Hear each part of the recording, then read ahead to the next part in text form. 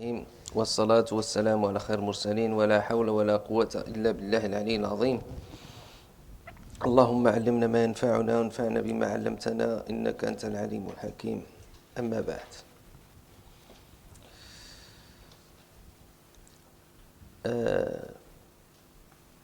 السلام عليكم ورحمة الله تعالى وبركاته. Thank you once more for having me in your institution as a teacher. This time we're going to do the tafsir of Surah Yasin.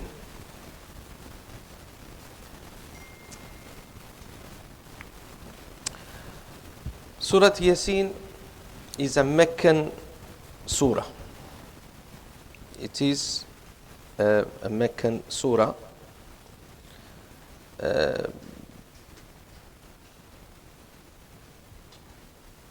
From the early part of the Meccan period, by consensus of the scholars.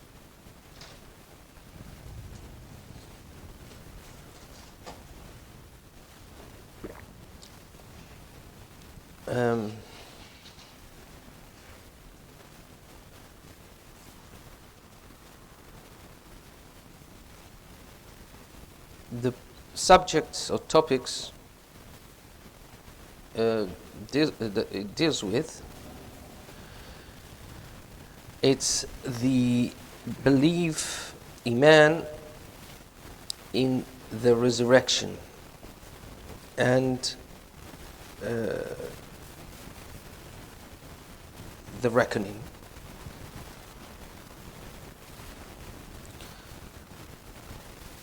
Then the story of the people of the city or village or town. We will see which town it is when we come to speak about it. And then the proofs of the unity of Allah subhanahu wa ta'ala.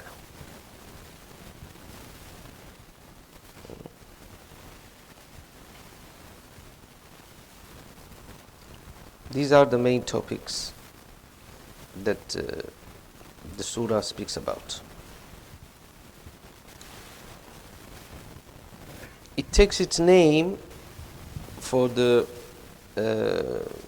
two letters at the beginning of it. Ya, Sin.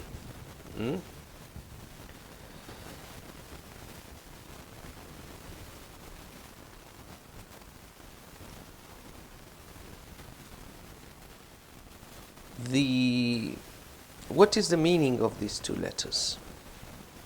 That is something that there is dispute among the ulama on this matter.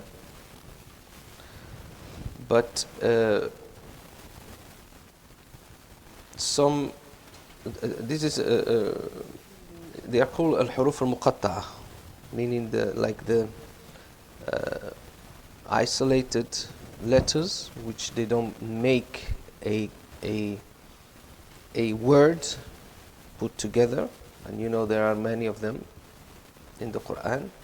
Sometimes is a number of letters, 5, 3, 2, 1.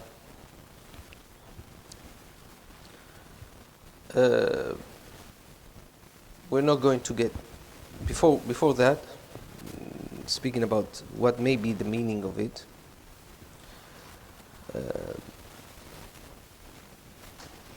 Some people call Surah Yasin the heart of the Quran. The heart of the Quran.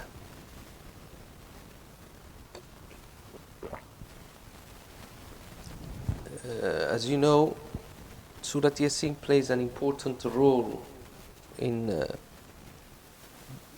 the life or in traditional Islamic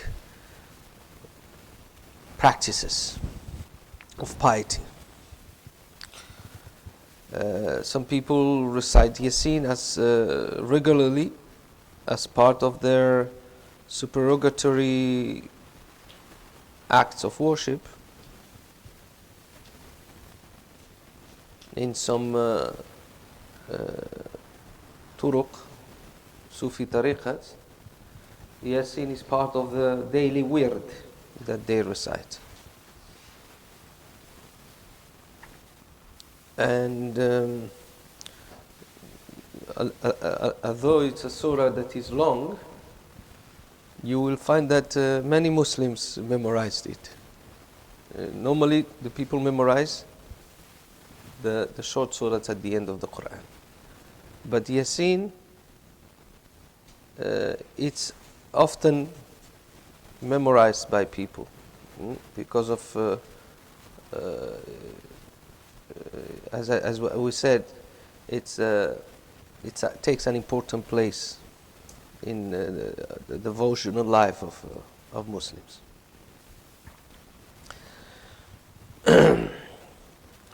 And also we know that there are some hadith.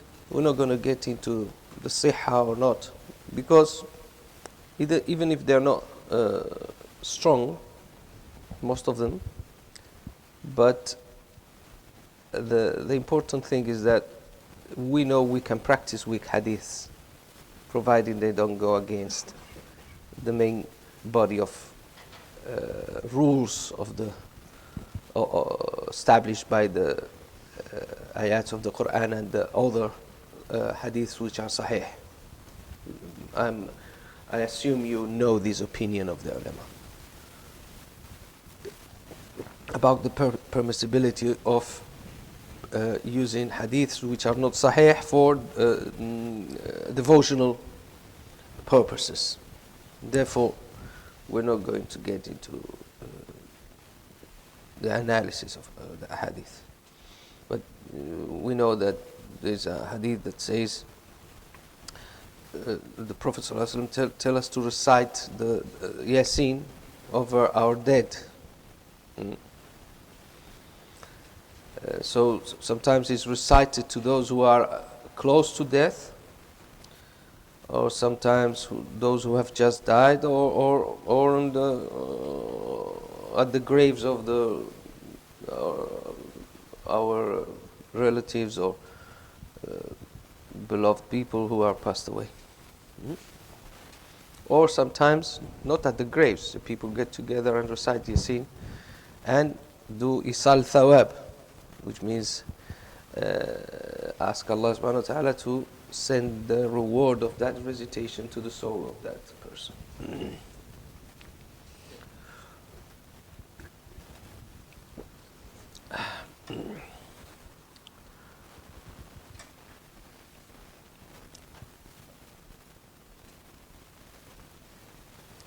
So, why it is called the heart of the Quran?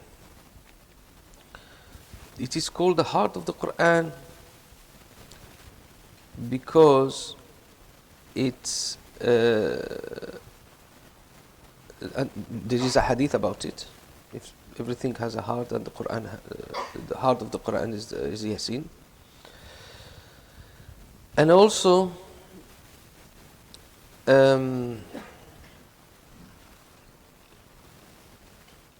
or not also, the reason is because it contains or it addresses the central teachings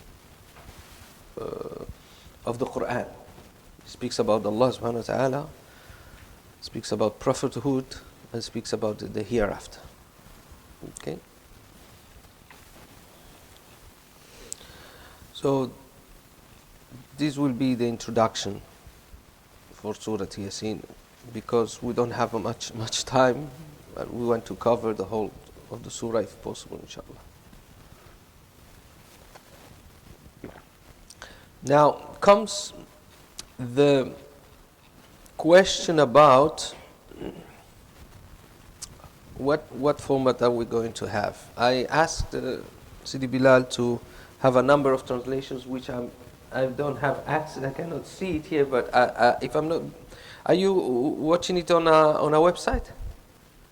Is the website called Corpus Quran? Okay, so then I do have access. I'm watching it here. Yeah, it brings, according to this, Sahih International, Pital, Yusuf Ali, Shakir, Muhammad Sarwar, Muhsin Khan, Arbery. why I bring all, I ask about to have all these translations, because obviously in the first one, the difference is whether you write seen with one I or two E's. That's not a, it's a phonetic or orthographic matter. But sometimes, because of the nature of the word of Allah subhanahu wa ta'ala, and the nature of Arabic language, it's impossible to capture all the meanings. So a translation is like a tafsir. Really, a translation is a tafsir. It's categorized as a tafsir. It's not the Quran. It's like an initial tafsir, a basic one. It could be done in Arabic. It could be done in Arabic. In fact, there are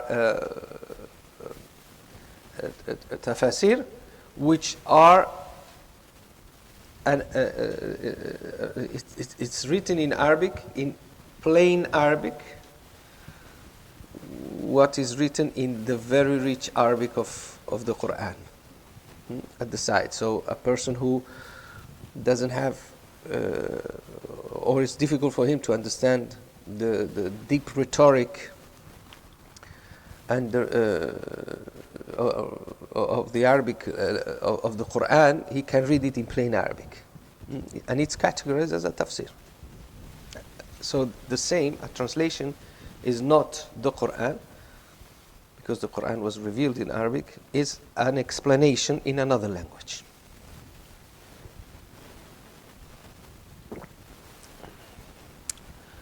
So the surah has, if I'm not mistaken, the surah is the 36th surah in the order of the Mus'haf, and has 83 ayats. Remember that sometimes the order of the ayats may change, okay, according to different ulama.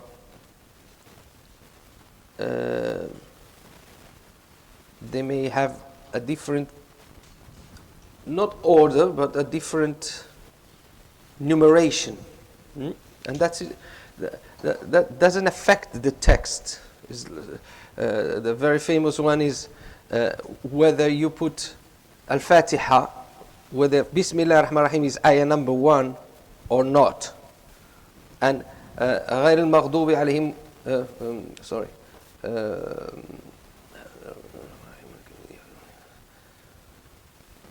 صراط الذين أنعمت عليهم غير المغضوب عليهم ولا الضالين is one ayah, or صراط الذين أنعمت عليهم is one ayah, غير المغضوب عليهم ولا الضالين is another ayah.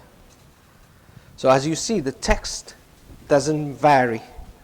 It's where you put the number, a little bit further or later. Okay.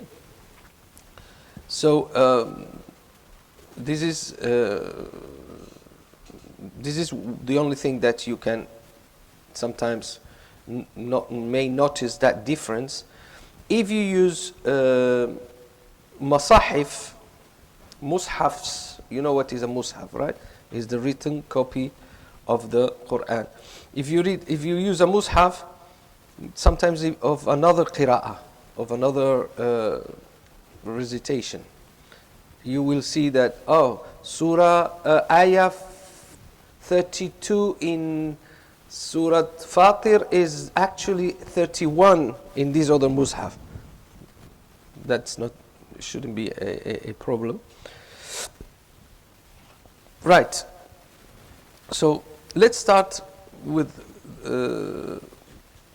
Bismillah ar-Rahman ar-Rahim. The Basmala is not part of the surah, as far as Yasin is concerned, because the discussion is as far as the Fatiha is concerned. So we're not going to get into the tafsir of it. In fact, in the riwayat of Warsh, we don't even recite the the basmala unless you start reciting from the beginning. Then yes. If not, for example, the ayah, the surah that comes before, which is Fatir, you will see, فإذا جاء أجلهم فإن الله كان بعباده بصيرا ياسين والقرآن الحكيم. That's directly without the basmala. So the first ayah number 1 is Yasin. So it's the separated or isolated, separated letters, الحروف المقطعة أو المقطعات. It's found in 29 surahs of the Quran.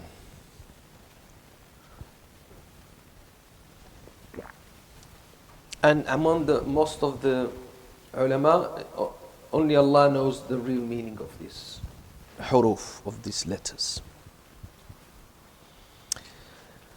Yet,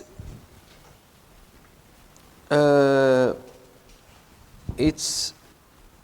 are some opinion among some ulama about what can be the meaning of it.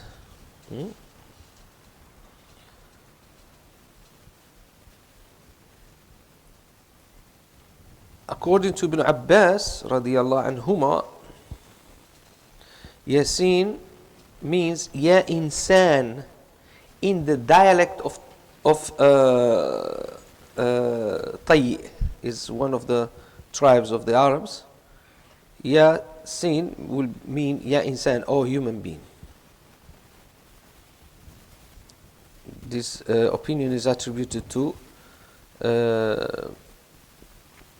Ibn Abbas.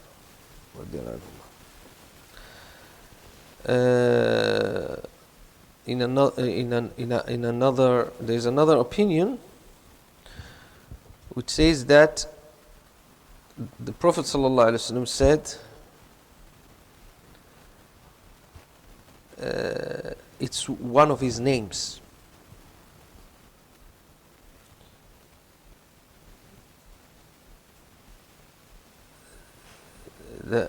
He says that Allah has called him with 7 names in the Quran: Muhammad, Ahmad, Taha, Yasin, Al-Muzammil, Al-Mudaththir, wa Abdullah.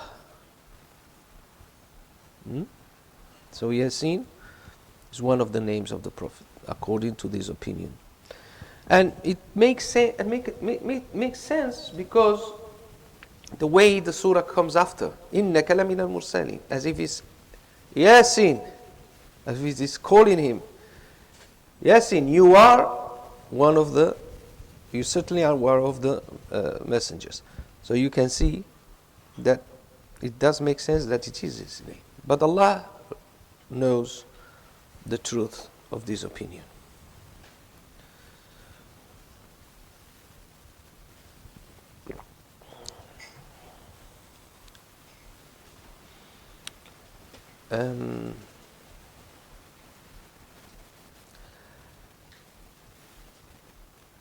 According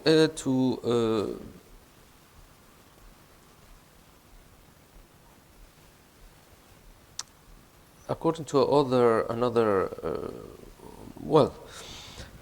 those ulama who are the majority, who say that only Allah knows the meaning of it, they say that the wisdom in mentioning these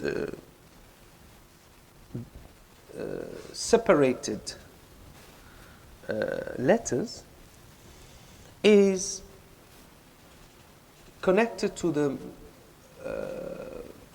quality of, let's see if I can say it in English, I can't say, it's difficult for inimitability, inimitability. Is that inimitability? Is that, how do you say it? You cannot imitate it. You cannot do the same of it. Does somebody know how to say the word properly in English? I think it's inimitability.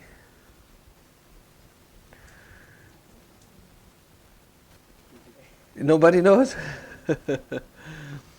That's how it is sometimes translated. I'jaz means that it is not possible to imitate. Let me see if I can uh, check if it's well said.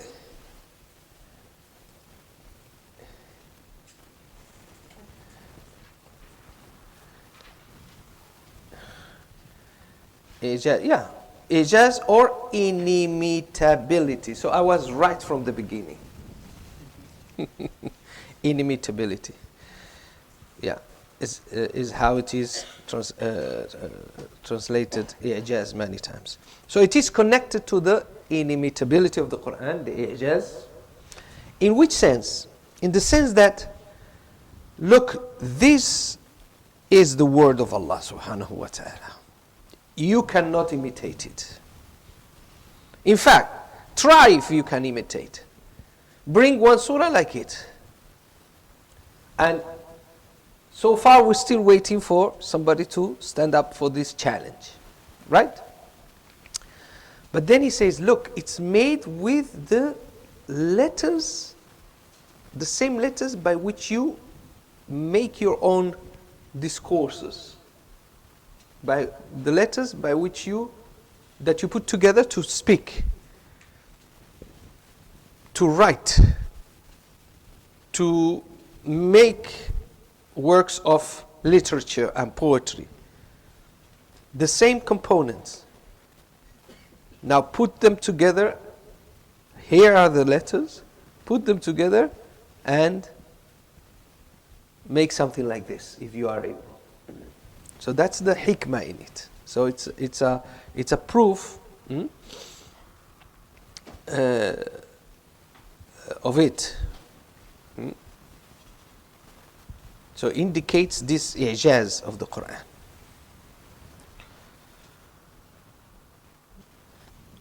Yasin wal Qur'ani al Hakim. Yasin wal Qur'ani al Hakim. Which we have it as by the wise Quran. Others say by the Quran full of wisdom. Others say, I swear by the Quran full of wisdom. And others say, and the Quran full of wisdom. Alright? Or by the wise Quran. So these are different possible translations. What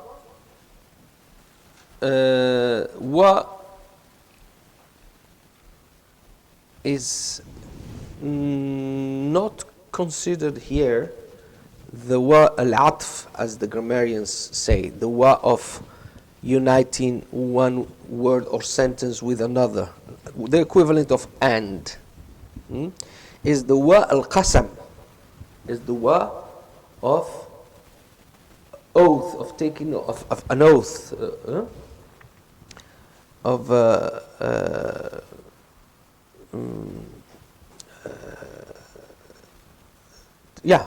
taking an oath by something. Or you can say, but the word is a bit not very nicely used in English, swearing by something. Although the word swearing, it has this bad connotation, but it also can be used. In this sense, is Allah subhanahu wa ta'ala, when He takes an oath by something, only takes an oath by something which is of great worth. And here, what it is the thing that is of great worth? Al-Quran al-Hakim.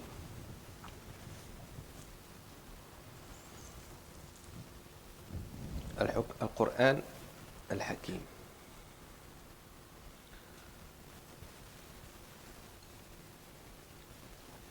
So what is the meaning al-Hakim? Al-Hakim. Al-Hakim can be translated as wise, but also can be translated as precise.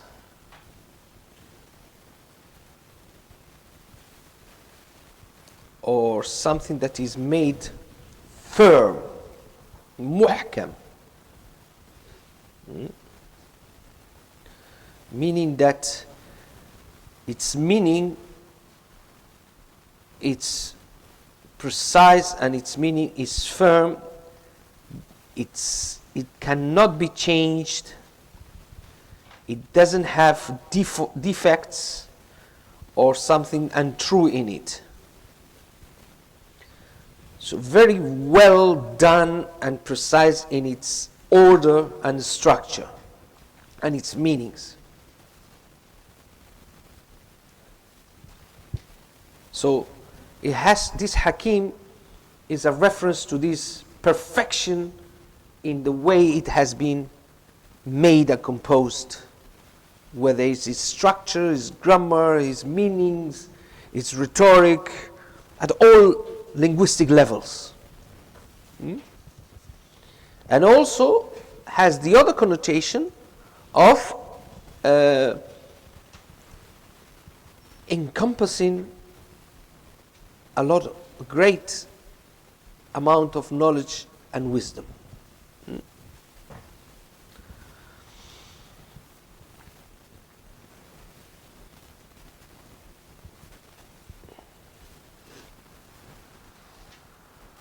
So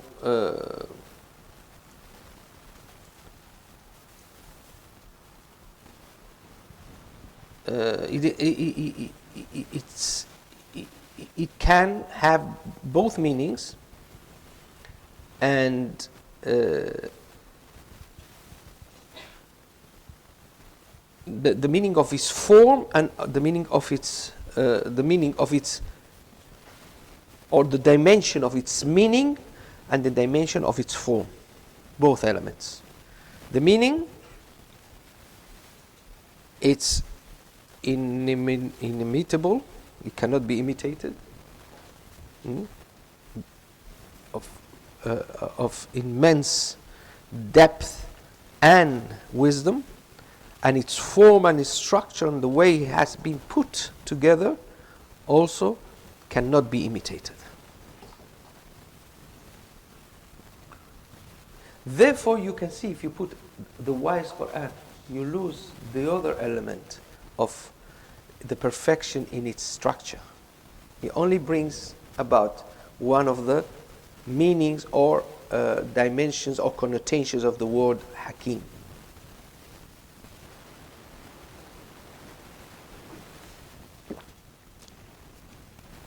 إِنَّكَ لَمِنَ الْمُرْسَلِينَ.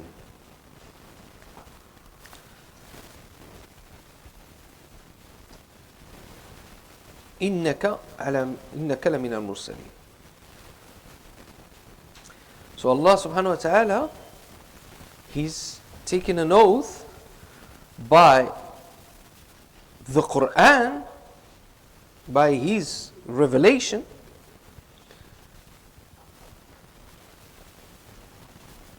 to state that the Prophet sallallahu alaihi wasallam, that Muhammad sallallahu alaihi wasallam is really one of the prophets. Indeed, you are among the messengers.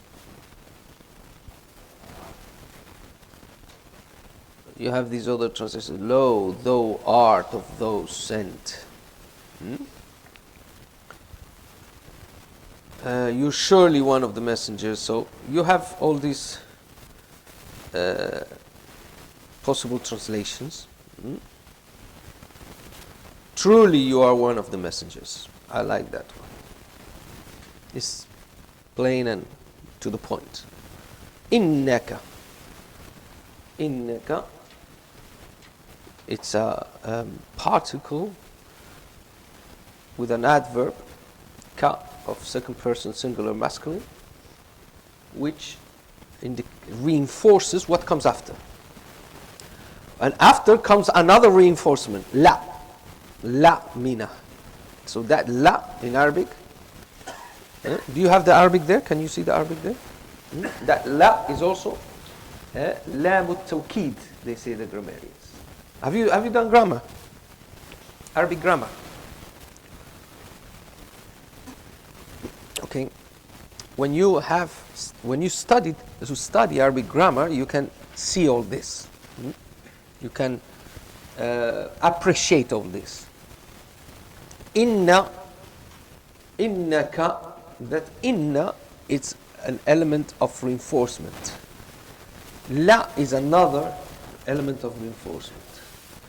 So Allah subhanahu wa ta'ala is not only saying, it's like you're saying, indeed, truly.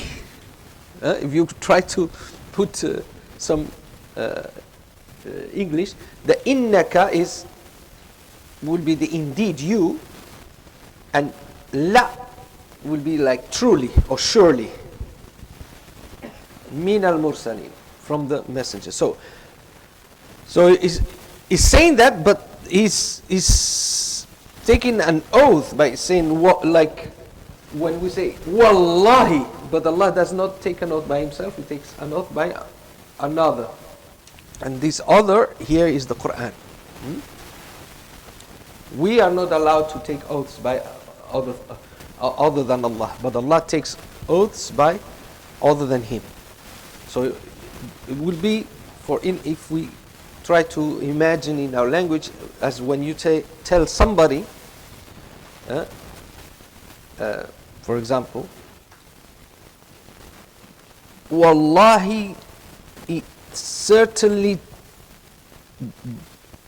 surely this is my car. Okay? You are like making it absolutely clear. So this is what Allah subhanahu wa ta'ala is reinforcing and honoring the Prophet sallallahu alaihi wasallam, because they are calling him a liar. His people. But Allah subhanahu wa ta'ala is telling him, no, you, wallahi, I mean, by the Quran, you are truly, really a messenger.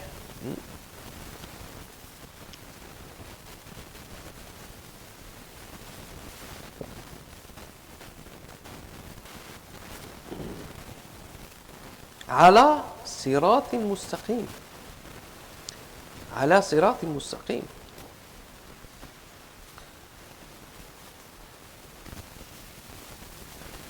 على صراط مستقيم. Upon a straight path. It can be one translation. Here is number 4, isn't it? على صراط مستقيم, on a straight path, on a right way.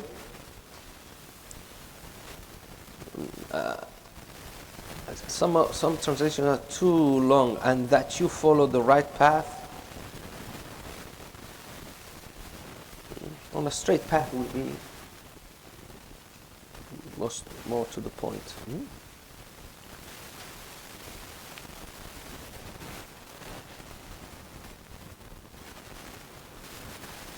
So on a path of guidance,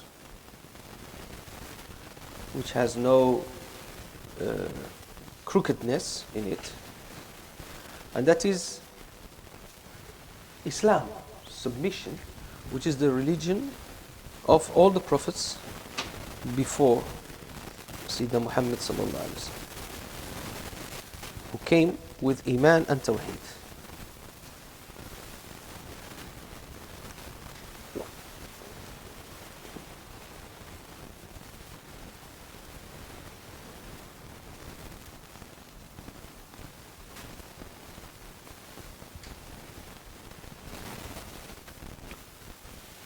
Tanzeel. What do you have there? Tanzila. In the recitation of Warsh is Tanzilu. You can see that in some qira'ats, Tanzilu, Tanzila. I'm going to point to, from time to time, to Warsh. Why? Because this is how I memorized it. I did not memorize it this way. I memorized it in the recitation of Warsh, which is the one widespread in Morocco and North Africa. So I'm not an expert in the recitations, in qira'at, but the two more widespread qira'ats in the world are Hafs, which is this one, and Warsh. So if Qalun is very similar to Warsh regarding the harakat and all that. Is the difference of Qalun with Warsh is more a bit phonetic in the way of pronouncing, but the difference, like Tanzil or Tanzila in Hafs, in Qalun, which is also found in Libya and Tunisia, it would be like Warsh, because both are from Nafi'. تنزيل العزيز الرحيم or تنزيل العزيز الرحيم, a revelation of the mighty, the merciful. And in the other translations we have a revelation of the exalted in might, the merciful. It is a revelation sent down by him. Well, you can see the different translations.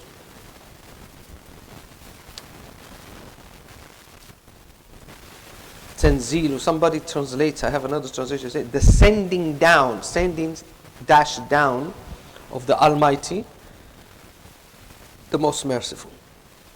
Tanzilu al-Azizi al-Rahim. And here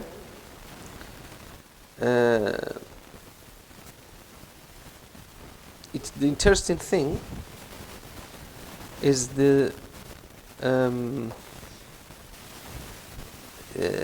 opponents, the opposites between mercy and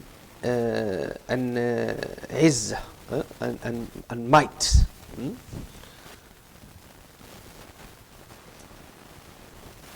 So Allah subhanahu wa ta'ala is mighty in his punishment towards those who oppose him, and is merciful towards those who obey him. So here the connotation Al-Aziz Al-Rahim, Al-Aziz Al-Rahim is already telling you by mentioning these two names of Allah subhanahu wa ta'ala, the two ways in which Allah subhanahu wa ta'ala manifests himself.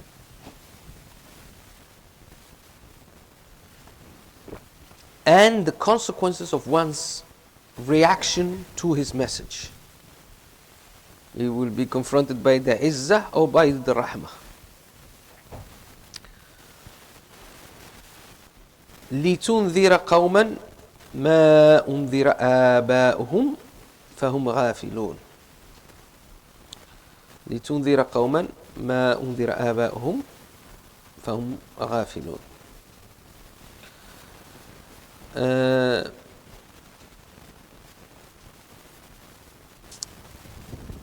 So you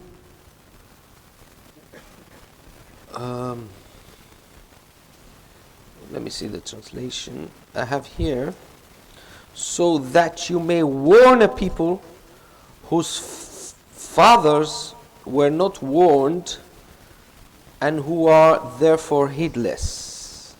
That's one possible translation. Here I have that you may warn a people whose fathers were not warned, so they are unaware. And you can see who's changing? Are you changing? Okay, good. People fathers who were never warned, so they are heedless.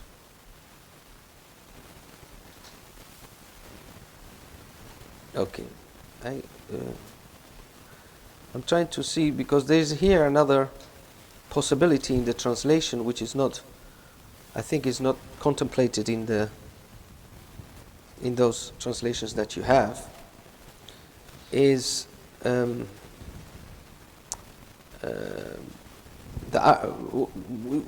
we know that the Arabs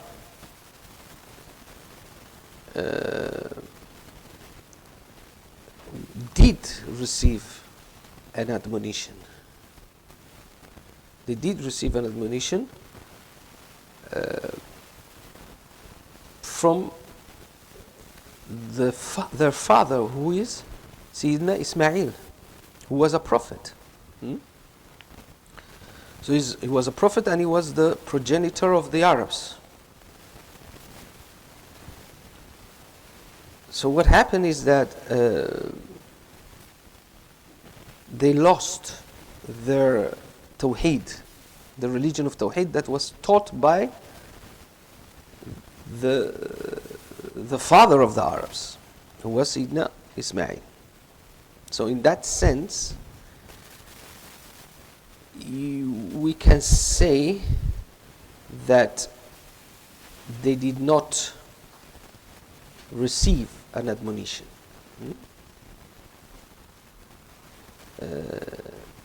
لتنذر قوما, to warn people, ما أنذر آباؤهم. But according to Ibn Juzay,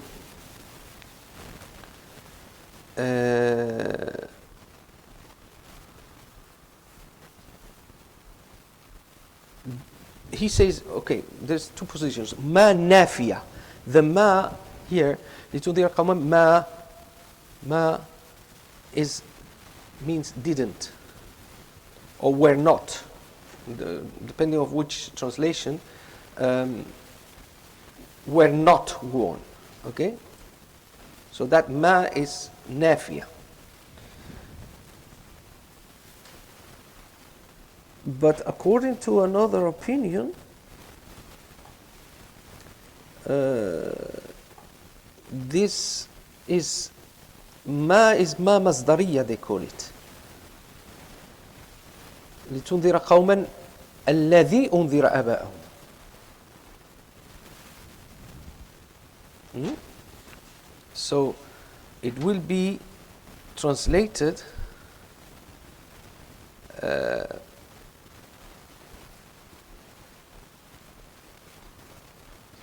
as so you warn people whose fathers were warned, but they are now ghafilun, they are heedless, in the sense that they did receive from their forefathers back in the time the admonition and the message of Tawheed, but now they lost it and they became a pagan and mushrikeen.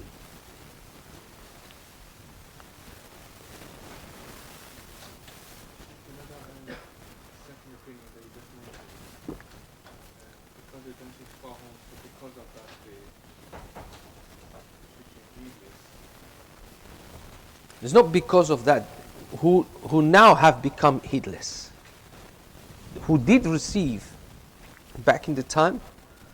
That fa is like as a kind of a consequence, but like saying, but have they are ghafilun, but they have lost their what is ghafilun, heedless, or unaware. What is the other translation we have? Heedless.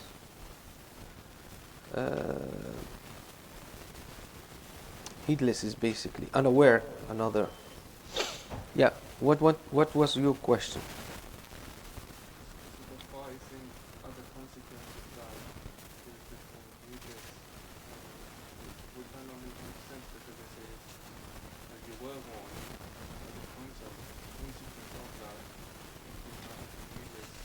No, it's not a consequence of having been warned. It's not a consequence as a cause. It's a consequence like what has happened after in time. And then have become. Not therefore, and then have become heedless. All right. In one sense, if you take this other position, which is not the strongest, it's appealing to the original religion of them, which is Islam. It's like telling them, you should go back to your roots, which is Sayyidina Ismail.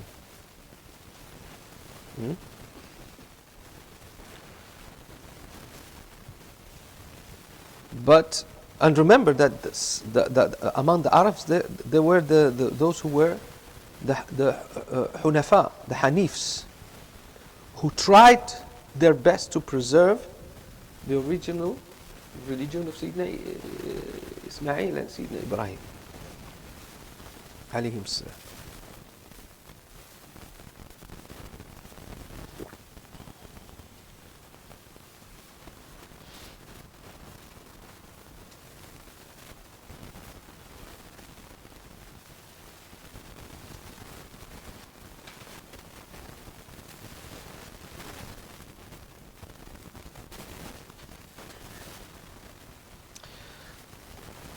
So some will translate as they say. So you will warn people of that which their fathers were warned, or something like this, or whose fathers were warned. But anyway, the first position is the strongest and is what most of the Mufassirun rely on. لقد حق القول على أكثرهم فهم لا يؤمنون. According to you see that's Warsh recitation here is the same word. يؤمنون doesn't make a difference. لقد حق القول على أكثرهم فهم لا يؤمنون. The word has indeed come due for most of them, for they do not believe. The word has been just carried out against most of them, so they have no belief.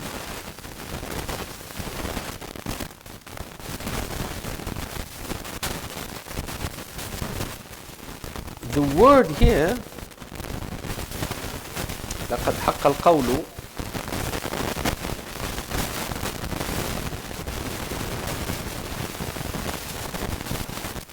is the word of punishment. The word of punishment. So has come due on them, or has just carried out against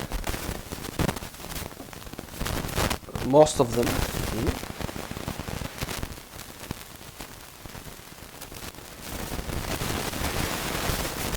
I mean, not all of them, most of them, because some they will believe.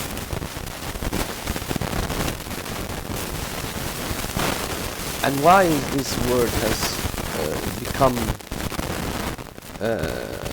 due or carried out against them is because of their kufr and their rejection of the admonition.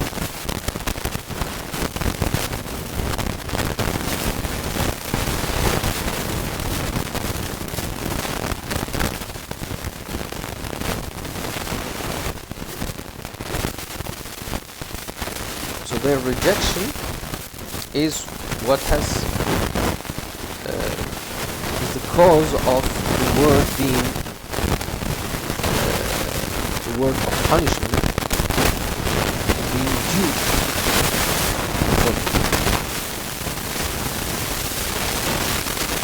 إنا جعلنا في أعناقهم أغلالا فهي إلى الأذقان فهم مقمحون.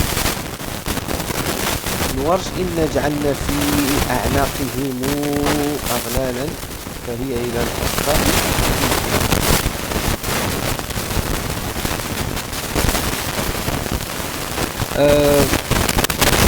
Here it speaks about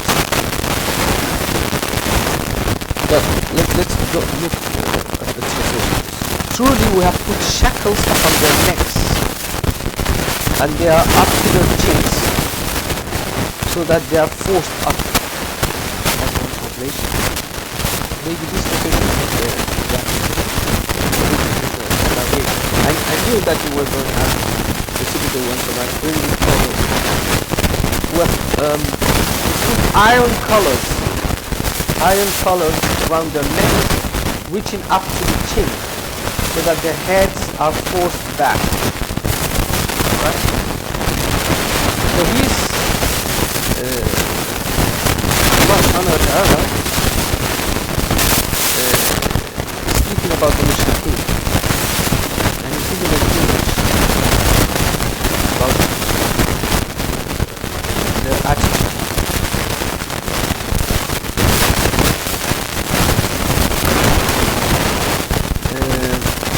Means they don't lower their head.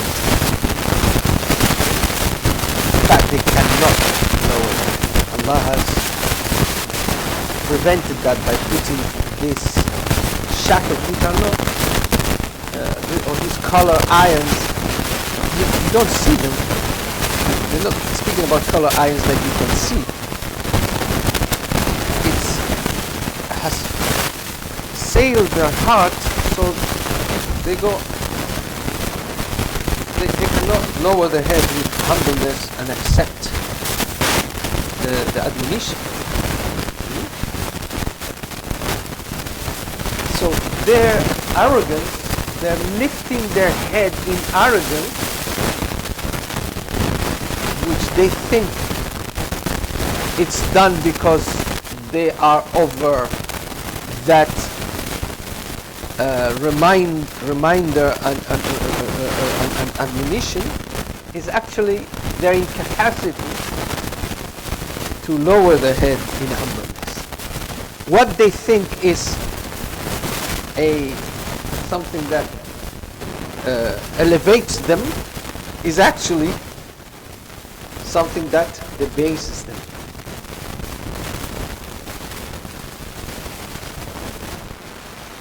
Where they think is their strength is actually their damnation, that incapacity to have humbleness in the heart, which is expressed in image of arrogance lifting because the arrogant lifts his chin, isn't it?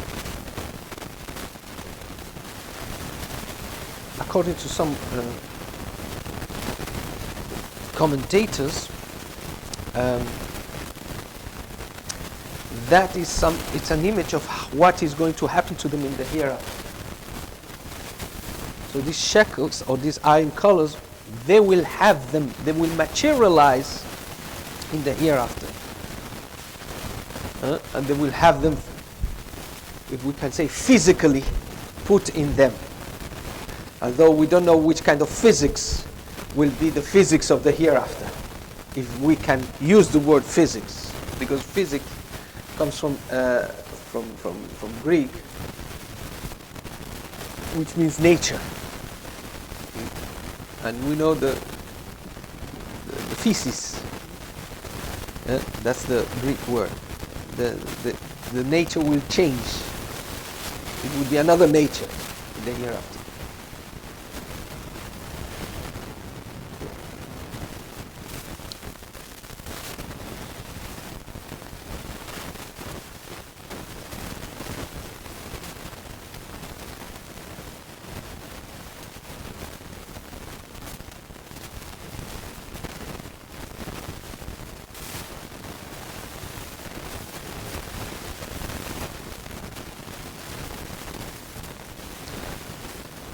فهي للأذقان فهم نعم.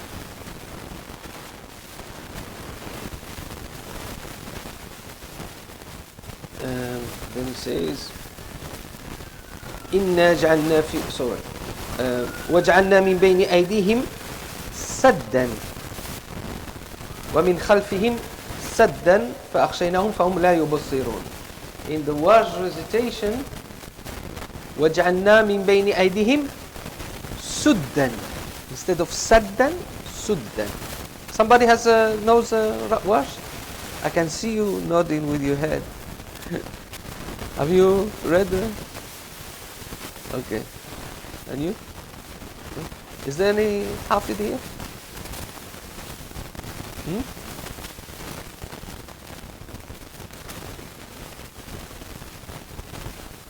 Anyway, I don't blame you for not knowing Warsh.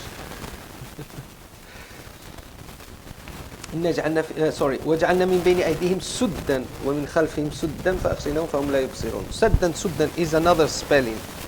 That will be like when you say, some people say problem and some people say problem.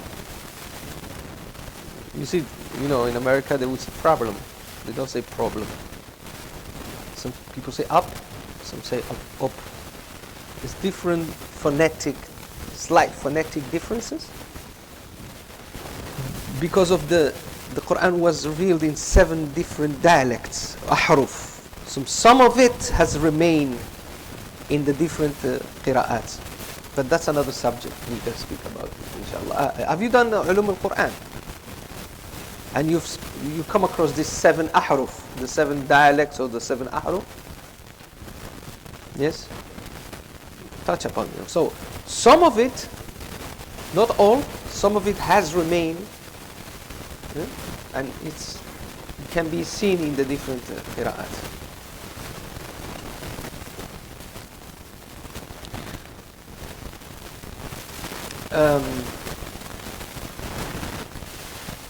وَجْعَلْنَا مِنْ بَيْنِ أَيْدِيهِمْ سُدًّا أَوْ سَدًّا.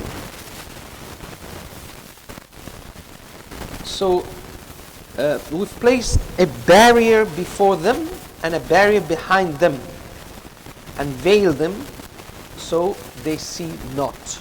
That's one translation.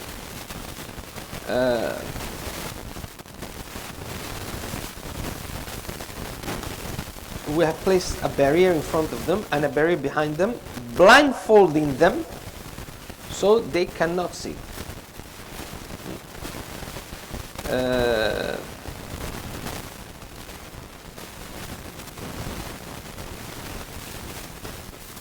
It means that they are blind, but it's not their basar, it's not their eyes, because they can see what you see in the material world, but they cannot appreciate the truth. They cannot see the truth. So the barrier and the veil or the blindfold that they have is in regarding their discrimination between what is true and what is false. So they are blinded to the truth.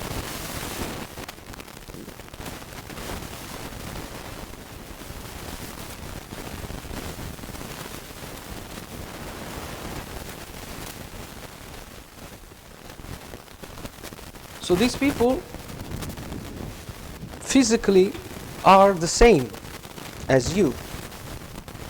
They can perceive through their senses what you perceive, what the believer perceives. They have intelligence as believers have, but they don't have the other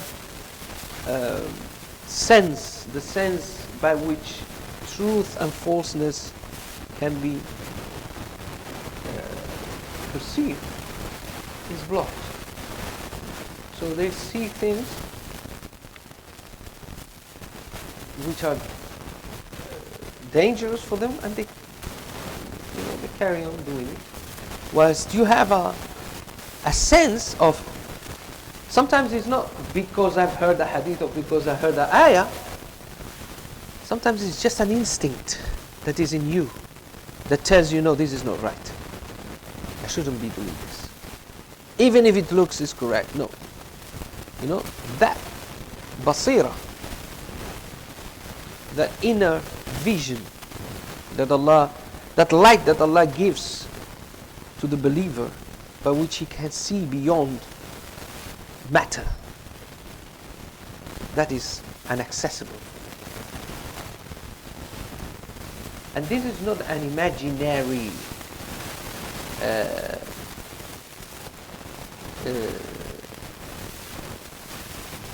realm. This is not wishful thinking. This is access to intangible realities which dwell in the unseen. And that is the access Allah gives us to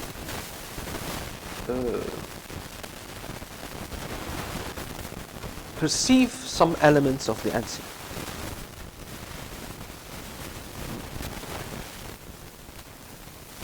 And which is based on our acceptance of the unseen. ذلك الكتاب لا ريب فيه هدى للمتقين الذين يؤمنون بالغيب. The ghaib, our belief in the ghaib, is an opening of the doors of this ghaib. Just the very fact of believing in the ghaib. Why a person believes in the ghaib is because he has in his heart a certainty that this is true. And that certainty that this is true, even if you don't perceive it with your senses, is a perception. But it's not a sensorial perception. It's a perception, extrasensorial perception. It goes beyond the senses. But you know, deep in your heart, it's true.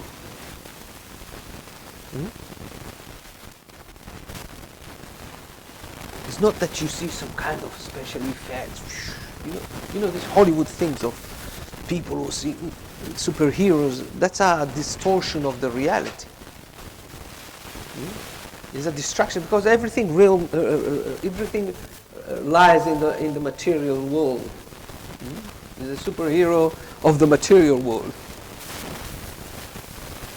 You know, it has these X-ray visions of the material world. It's not. This is deeper than this Hollywood caricature. It's something deeper.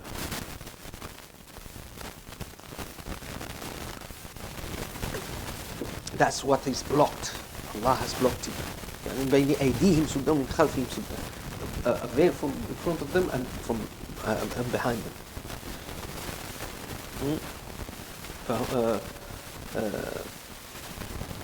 فهم لا يبصرون. They cannot see. وسواء عليهم أأنذرتهم أم لم تنذرهم لا يؤمنون. In Warsh will be وسواء عليهم أأنذرتهم أم لم تنذرهم لا يؤمنون. Is softer in Warsh and longer. وسواء عليهم أأنذرتهم أم لم تنذرهم لا يؤمنون. That is Hafs.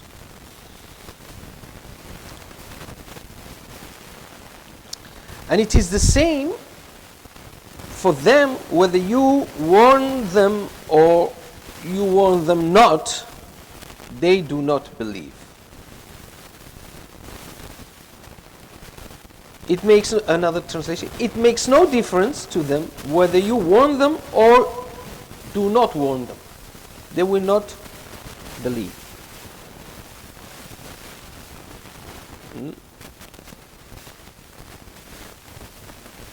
So, whatever you tell them, they just have no effect on them. Because they are dwelling in this dark dimension where there is no spiritual life. So they don't, it has no effect on them.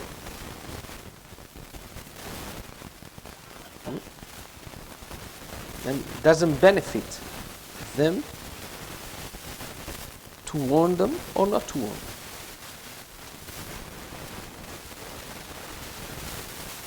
Because their hearts are dead. The warning is for those whose hearts are awake. And that applies to Muslims and non-Muslims. There are Muslims who are Muslims because they're born Muslim, but they do something wrong, you warn them, and they just don't react. They don't care.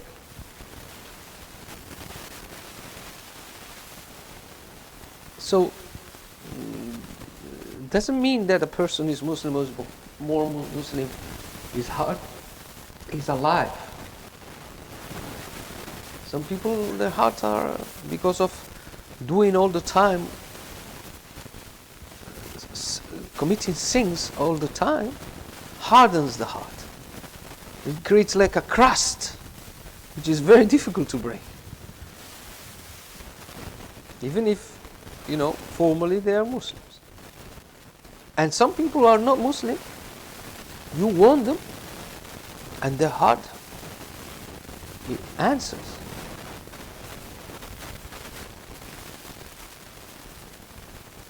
I have experienced, once I was giving a talk to some young people, and there was a girl who was not a Muslim.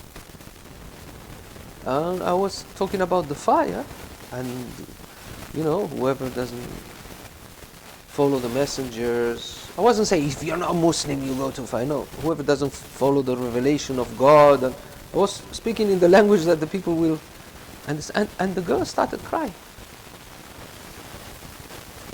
And she was not a Muslim. Out of fear of the fire. There were other Muslims there, they were not crying. They were listening, but the girl who was not a Muslim was crying. So, some people have a heart which is awake. These people are there. Some people are, how would I say, they are intoxicated by the media, drugs, material world, money, sex, and some people, they see this and they ask themselves, is this the world, is this life? And they are in a state of search. They are searching for something else. And if they haven't found Islam, it's because they identify Islam with as a culture, or is the religion of these people who are a bit dark in skin. You see, they don't know really what is the word of Allah and what means the word of Allah and the depth of it. They just understand Islam as the religion of these people. That's it. But if somebody comes and tells them the word of Allah subhanahu wa ta'ala, many of them, it will affect their heart. Those whose heart is still awake and searching. And Allah knows how many of them are out there. But you can identify them by their good deeds. Some of them, they do a lot of good deeds. And their good attitude. إنما تنذر من اتبع الذكر وخشي الرحمن بالغيب فبشره بمغفرة وأجر كريم. You only warn whomsoever follows the reminder and fears the compassionate unseen, so give such one glad tidings of forgiveness and a generous reward.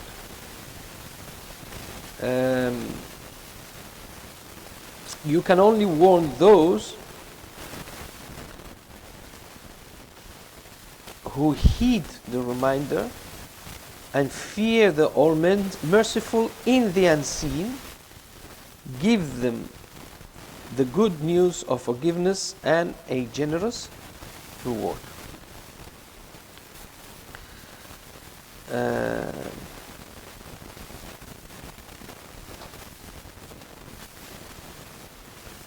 the reminder, Ya Muhammad,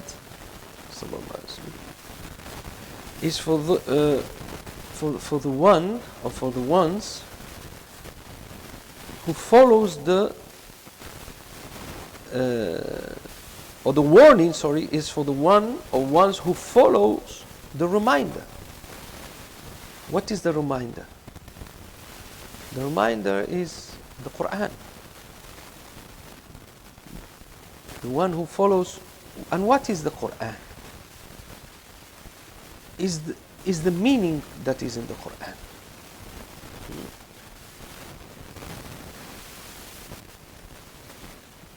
The warning that is contained in the Quran.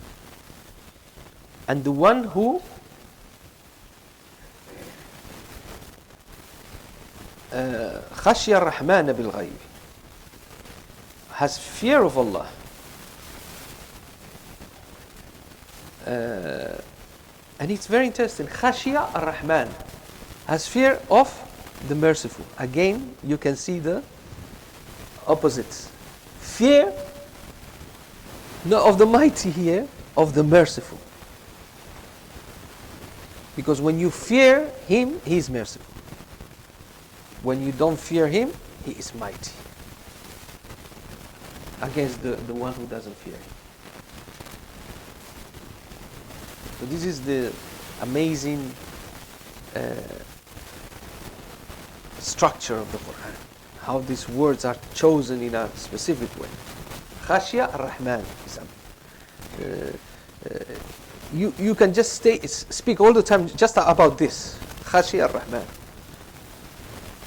No, khashya Allah, khashya ar-Rahman. Why? Because the khashya brings the rahmah.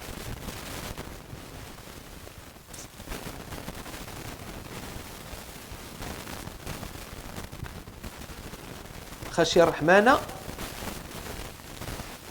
بالغيب. بالغيب, here there are two opinions about بالغيب. See Ibn Juzay what he says.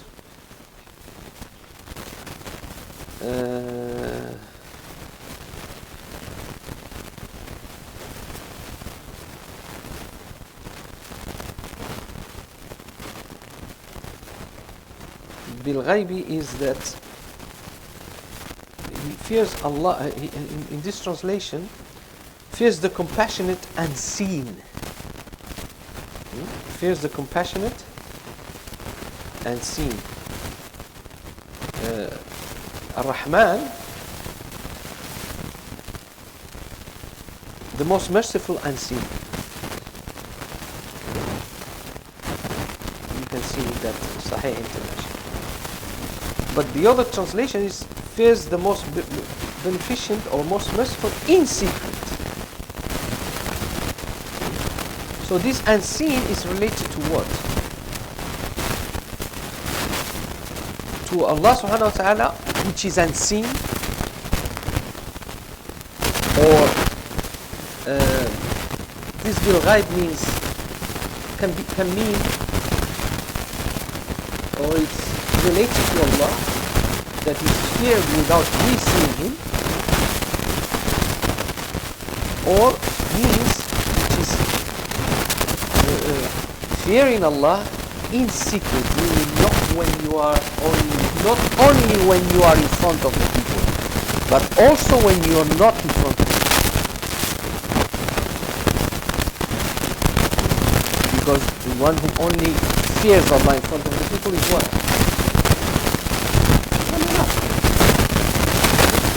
Praise or give sadaqah or fast when people are praying.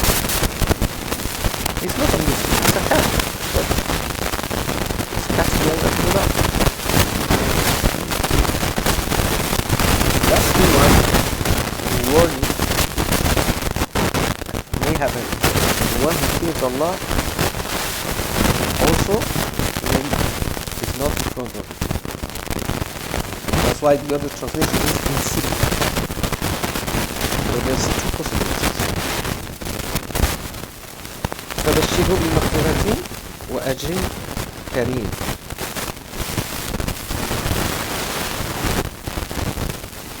Maghfirah is so it gives such one glad tidings of forgiveness and a generous reward.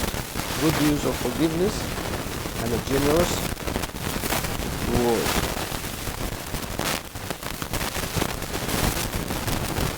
In the akhirah, in dunya and akhirah. الجنة ولمن خاف مقام ربه جنتان. And the one who fears the station of his Lord, he will have two gardens. This is in Surah Al-Rahman. Surah Al-Rahman. Let me check.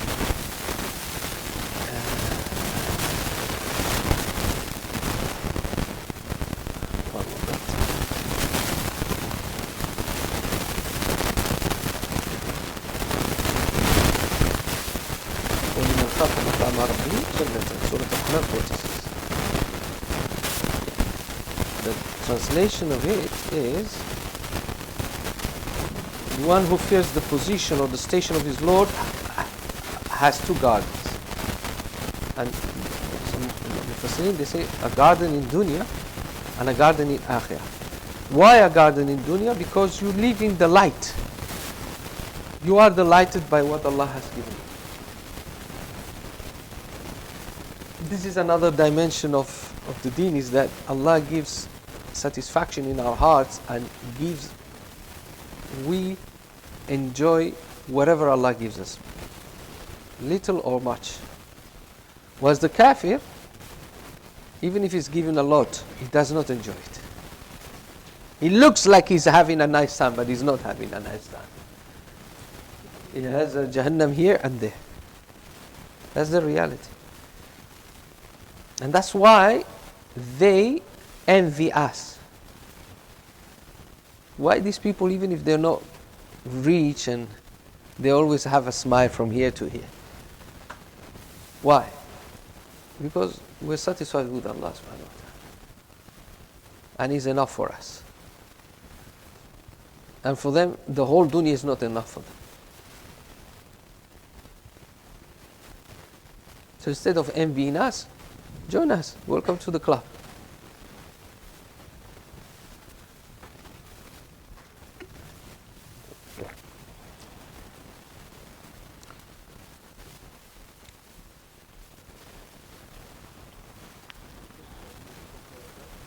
You want to take a break? Okay. Yes. Hold on. Let me check something. Let me do one more ayah. إنا نحن نحيي الموتى ونكتب ما قدموا وآثارهم وكل شيء أحصيناه في إمام مبين.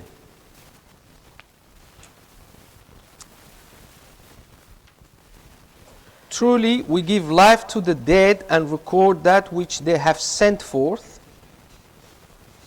and that which they have left behind. And we have counted all things in a clear registry. We bring the dead to life and we record what they send ahead and what they leave behind. We have listed everything in a clear register.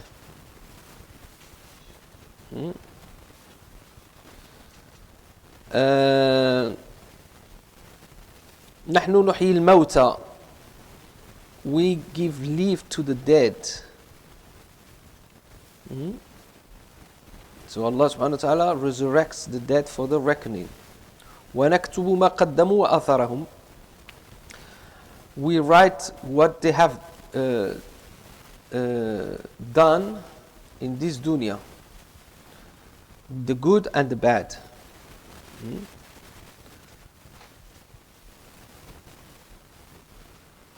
And atharahum means they have left behind. And let me see another translation.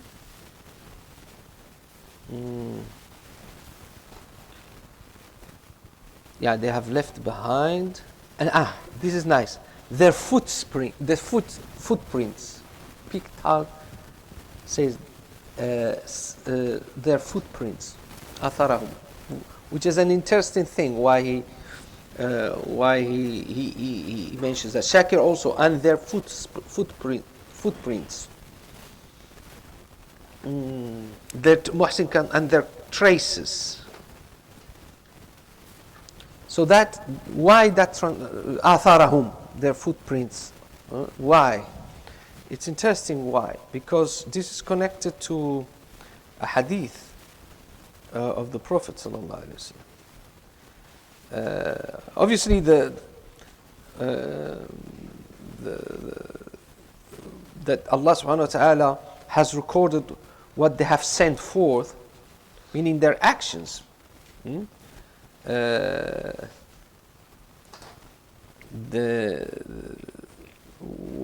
What is in the preserved tablet. Everything that they have done. But the atharahum can be also translated as the footprints. Why? Because of a hadith narrated by Jabir about the Banu Salima, who were one of the tribes of Medina Munawwara, who were settled far from the Prophet's mosque sallallahu alaihi wasallam, and they desire to relocate closer to the mosque.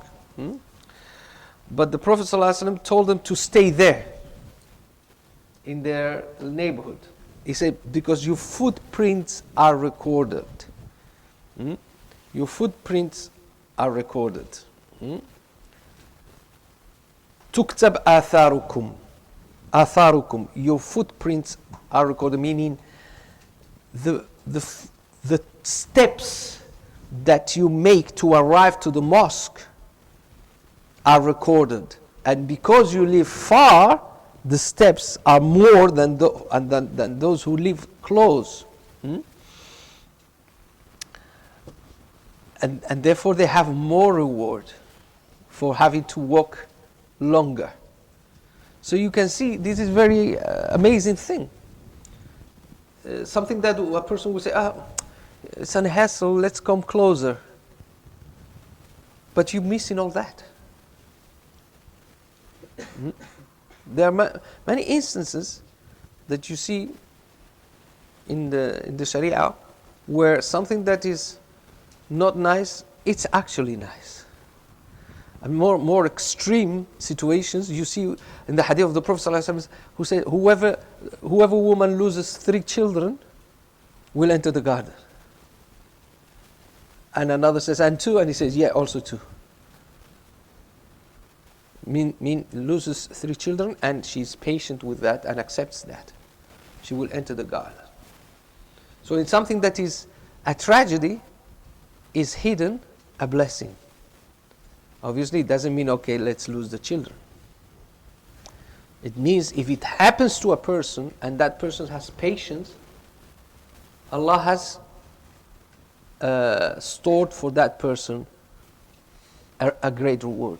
Also, a hadith about whoever loses his eyes and he's patient with it and accepts it, he will enter the garden. Whoever dies in and the house collapses on him or her, he dies as shaheed. So, tragedies have in them, according to the state of the person, the perception of the person, the iman of the person, can store in them a great blessing. This is not seen by the unbeliever. This is seen by the believer. He has that good tidings from the Prophet sallallahu alaihi wasallam, from Allah subhanahu wa ta'ala and the Prophet. So life is different.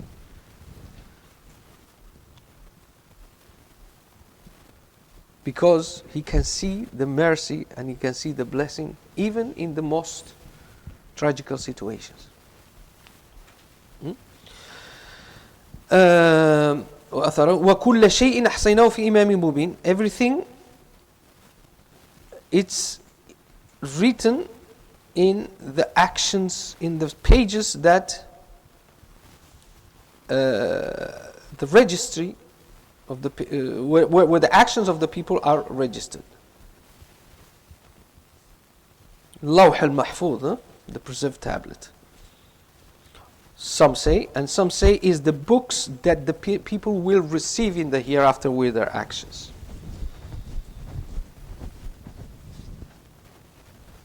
Okay. And here I would like to make a note, an interesting anecdotic note, because just for you to have knowledge of it. It's not part of the tafsir, but the Shiites, they this is an important verse for them. في إمام مبين. He says وكل شيء أحصيناه في إمام مبين, and everything it is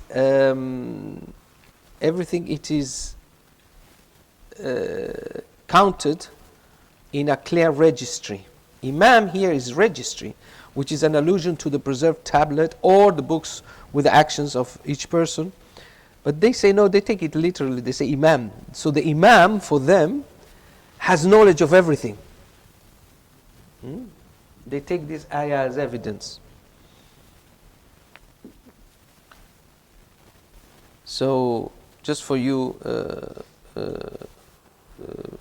to have to be aware that they take this ayah as part of their doctrine that Imam has knowledge of everything, which is false. Knowledge of everything is only Allah's. And Imam means here it's a registry. Imam Mubin.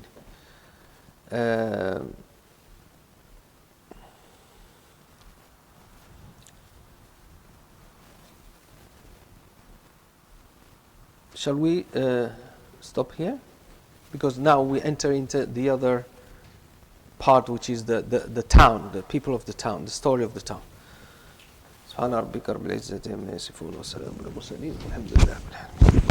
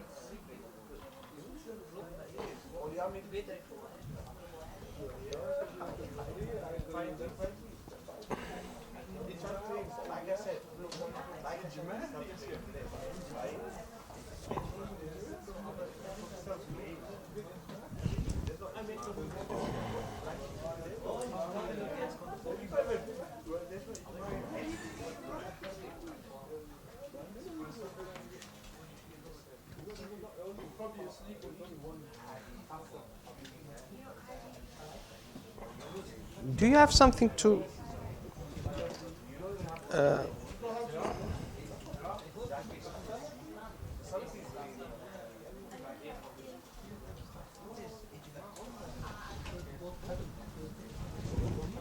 No, no, no.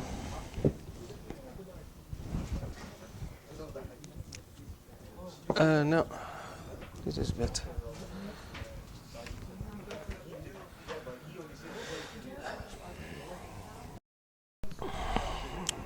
أعوذ بالله من الشيطان الرجيم بسم الله الرحمن الرحيم والصلاة والسلام على خير المرسلين ولا حول ولا قوة إلا بالله العلي العظيم اللهم علمنا ما ينفعنا وانفعنا بما علمتنا إنك أنت العليم الحكيم.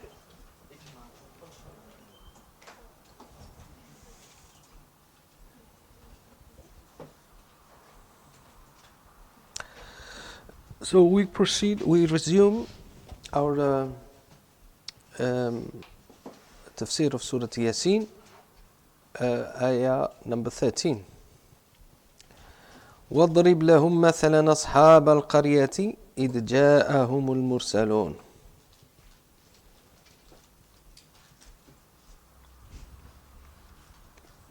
And set forth for them as a parable the people of the town when the messenger bearers came unto it.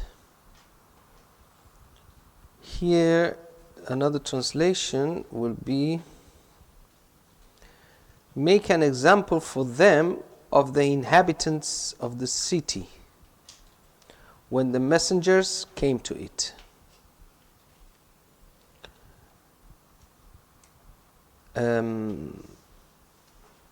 It's speaking about, it's changing the subject, Allah subhanahu wa ta'ala,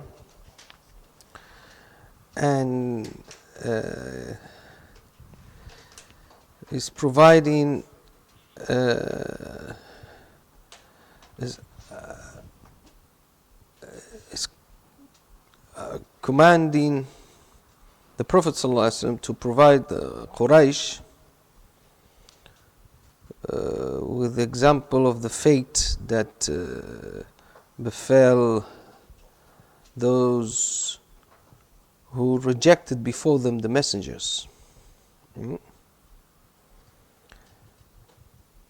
And Allah subhanahu wa ta'ala talks about the town or the city which has been identified.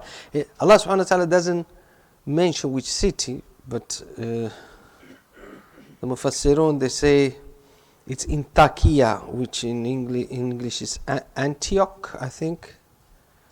Antioch, Antioch, which is a city at the bottom south of Turkey, more or less. I think. Can somebody Google where? I think now it's not a city; it's like archaeological remainings only. Is what is left from it. Antioch. If I'm not mistaken, is geographically in city Turkey, south of it. Is there? Yeah. Near the Syrian border, then is the south. Yes. Yeah. Yeah. In this city, which is these messengers came. Here there is two opinions, whether there were three messengers Oh, that's why it's translated as bearers of message bearers. Message bearers as prophets. Let me see what is in the translation that you have in messengers. Those sent from Allah. Sent from Allah, you have in Pictal. Another is just messengers. And then envoys. There is a reason why there is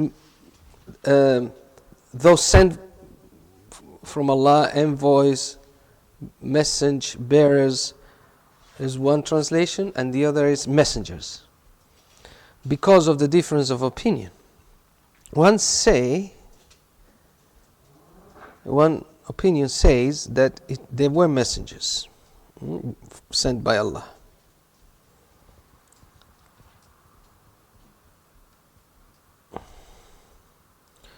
Who were called, according to Al-Qurtubi, Sadiq, Masduq, and Sham'un, which were ordered by Allah to warn the inhabitants of that city. The other opinion, that's why the translation is just messengers. The ones are messengers from Allah, and the others messengers from Sayyidina Isa. So more or less apostles, messengers from another messenger sent by Sayyidina Isa.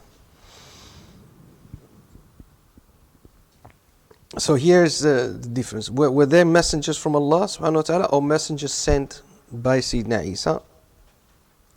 That's the difference of opinion. Anyway, it doesn't matter. At the end of the day, they were sent. إذا أرسلنا إليهم اثنين فكذبوهما فعززنا بثالث فقالوا إنا إليكم مرسلون. When we sent two unto them, they denied them, so we strengthened them with a third, and they said, verily we have been sent unto you. In this other translation I have, when we sent them two and they denied them both, so we reinforced them with a third. They said, truly we have been sent as messengers to you. So they denied the first. They say, no, you're not. We don't accept you. So Allah subhanahu wa ta'ala sends a third one. So look at the mercy of Allah subhanahu wa ta'ala. He sends two, they reject them, then He sends a third one. And what they say? قالوا ما أنتم إلا بشر مثلنا وما أنزل الرحمن من شيء إن أنتم إلا تكذبون. In Warsh will be قالوا ما أنتم إلا بشر مثلنا وما أنزل الرحمن من شيء إن أنتم إلا تكذبون.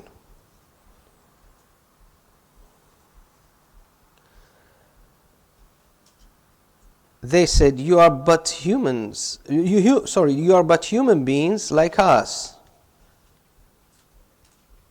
And the Compassionate has not sent down anything. You are but lying. They said, you are nothing but human beings like ourselves. The All-Merciful has not sent down anything. But you are lying. You are simply lying. Sorry.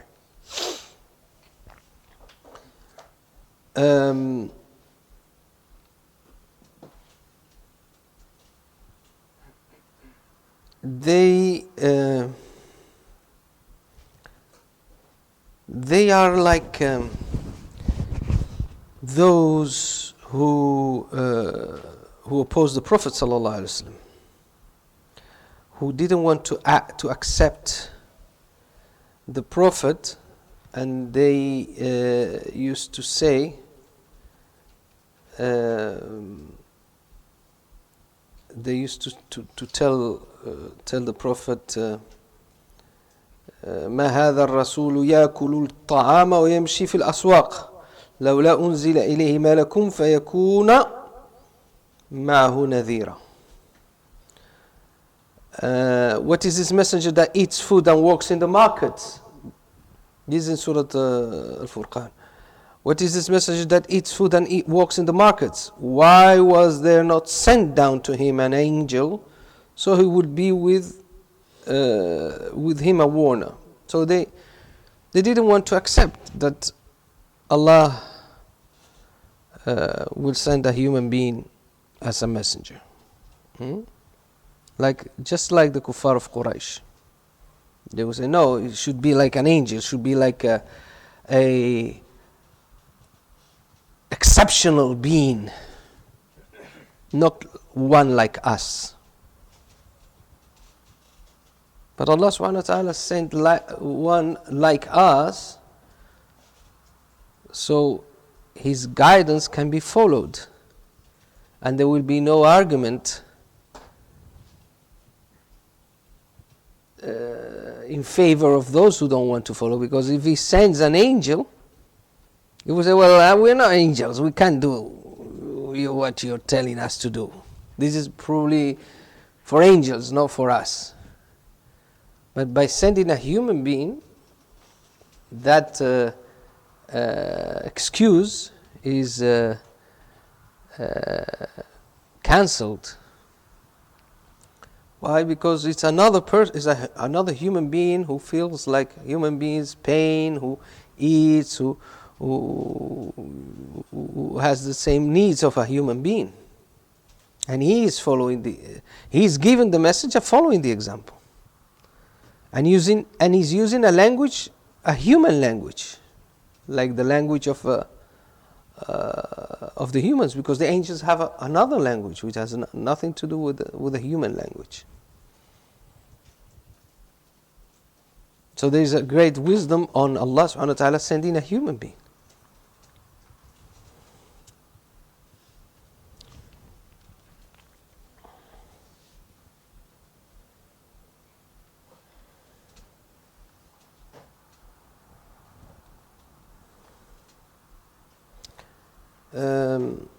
Let me just check something in Ibn al-Juzay.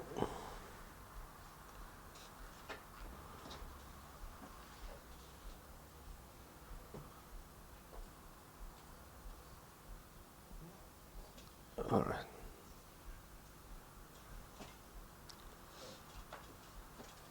So they said that they just your claim is false and you're lying.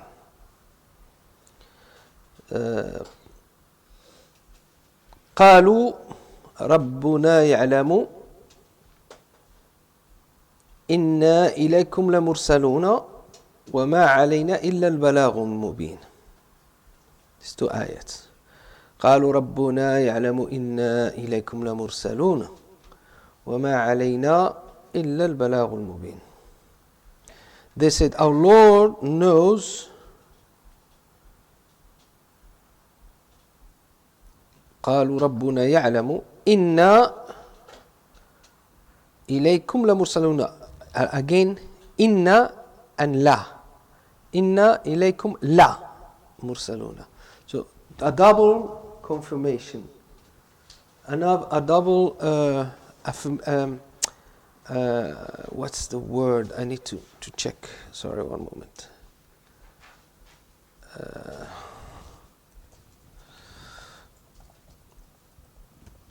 A double, we say ratification. Do you know what is a ratification? is not to convert somebody in a rat. To ratify is to make official or valid something. It's like a legal language. Ratification will be a double confirmation, a double validation of something. Inna ilaykum, to you. Certainly or verily or truly, ilaykum, to you. La. Again, lam at-tawkid. Truly, mursalun. Here in this other translation, what I have is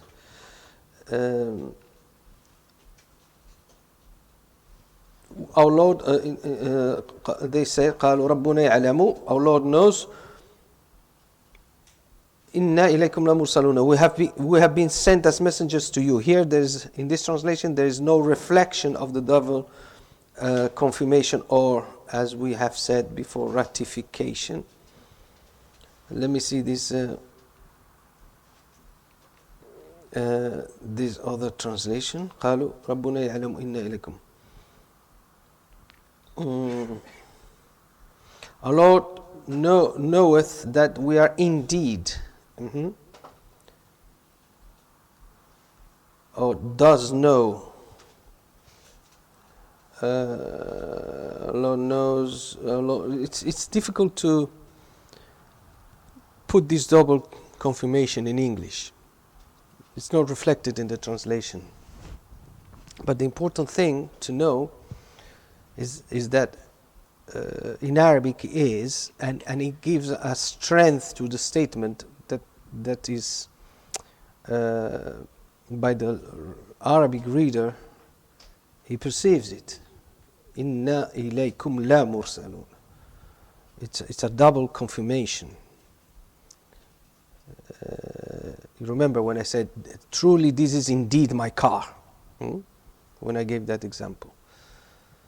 So they make it clear to them. Sorry. وَمَا عَلَيْنَا إِلَّا الْبَلَاغُ الْمُبِينُ. We are only responsible for the clear transmission. We are only responsible for the clear transmission, and not is incumbent upon us save the clear proclamation. This is another possible translation.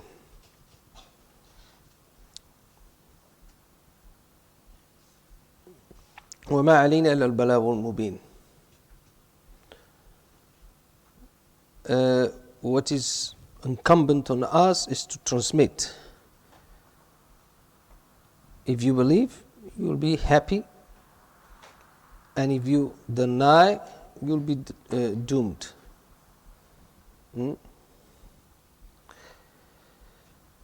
So here there is a warning for them.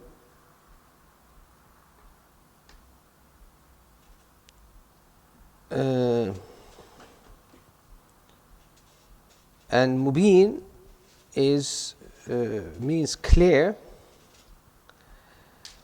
because in this history of the messengers, they didn't just come and started saying, we are messengers for you, follow. No, they brought proofs, because they worked miracles.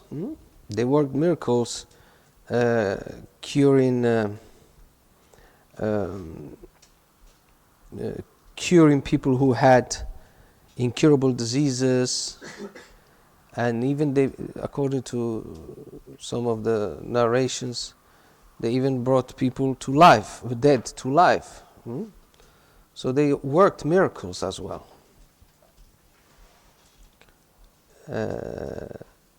But they didn't want to. They rejected their warning. They rejected their message. What did they say? قالوا إنا تطيرنا بكم لئن لم تنتهوا لنرجمنكم وليمسنكم منا عذاب أليم.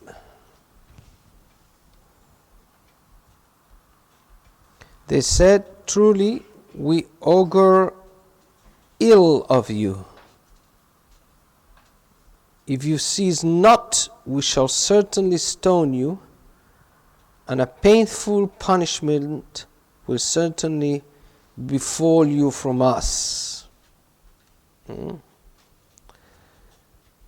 Another translation, they said, we see an evil omen in you. If you do not stop, we will stone you, and you will suffer a painful punishment at our hands. Okay, so here now the matter is becoming ugly. They are threatening the messengers with violence.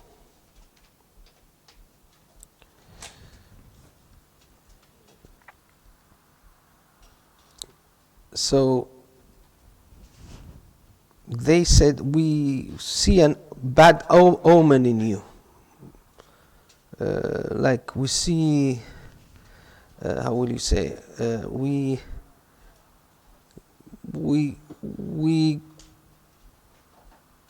pretend a bad outcome in your coming with these words to us.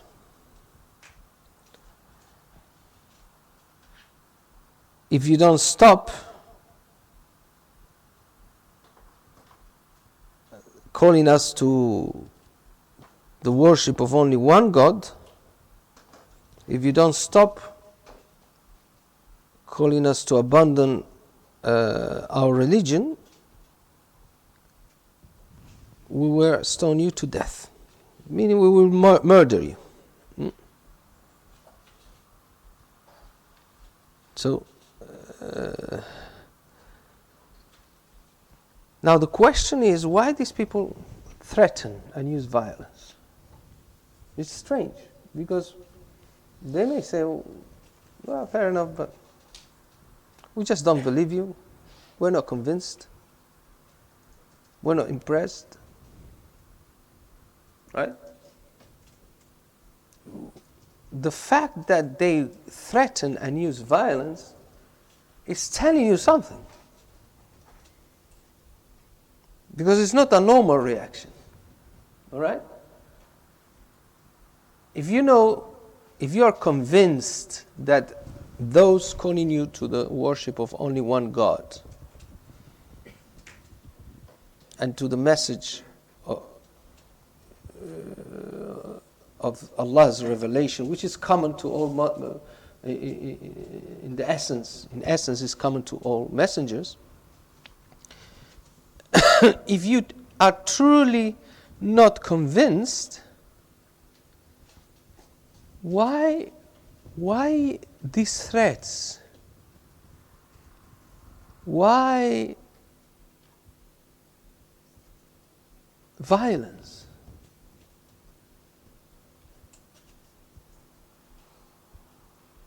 It doesn't make sense.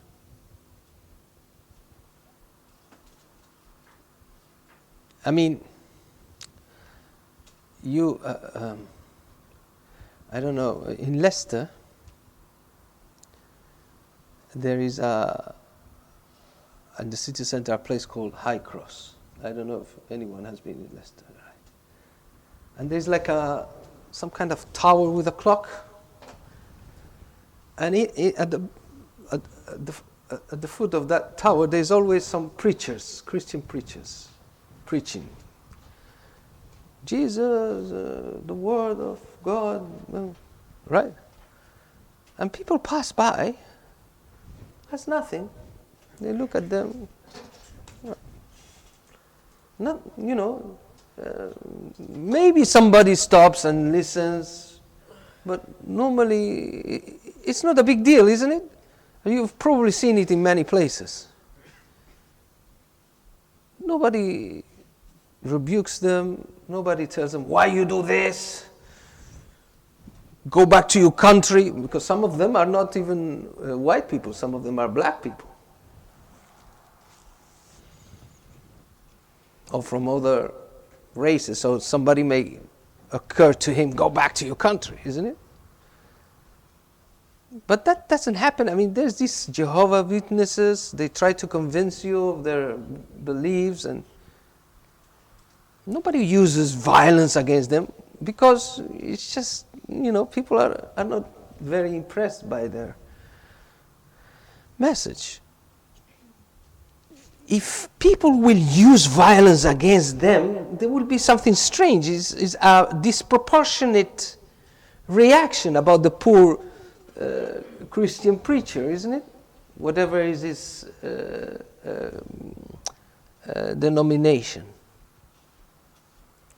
But if he has to do with calling people to Allah subhanahu wa ta'ala and the truth, then they become nasty. Terrorist, go back to your country, etc., etc., etc., ISIS and all this. And people will use violence, or at least foul language. It immediately defeats them, that there's something, they are saying something without saying it. What they're saying we don't want to hear the truth. That's what they're saying. By their actions, by their attitude, it's something that disturbs them. Why it disturbs them? Because they have already recognized Allah. Allah told them, Alastu bi Rabbikum, and they say, Bala. Yes, indeed. So that Bala has been pronounced by them, and it is in the essence of their being. And kufr, disbelief, is not truly because they don't disbelieve, it's because they don't want to believe. Otherwise, the kuffar would have not waged war against the Prophet Muhammad sallallahu alaihi wasallam. They would have left him, preach whatever you want. As you leave these people, these preachers that you see in the streets, preach as much as you want. There's no problem, no harm. See who's going to listen to you. But the people listen because of the nature of the message. And from the nature, as part of the nature of the message, the element of the financial element, the powerful ones see their position threatened. Always. What scares the kuffar is not the people praying 5 times a day. That scares nobody.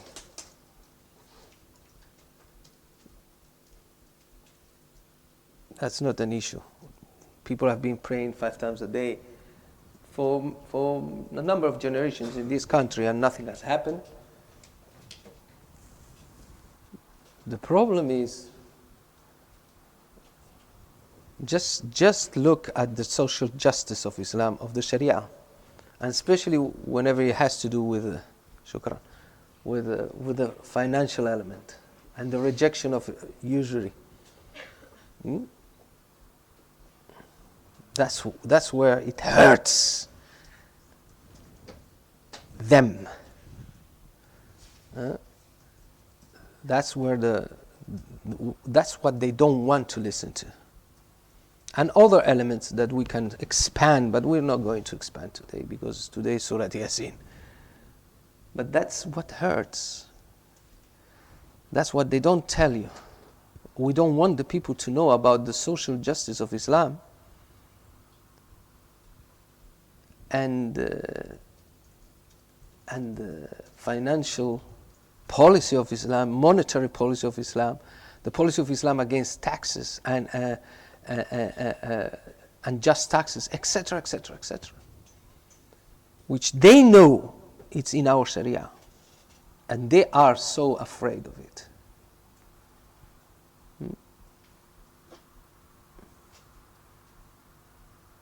Otherwise, if Islam was strictly a religion, something that you just do in a temple, in a mosque, and has no other consequence, well, what's the problem?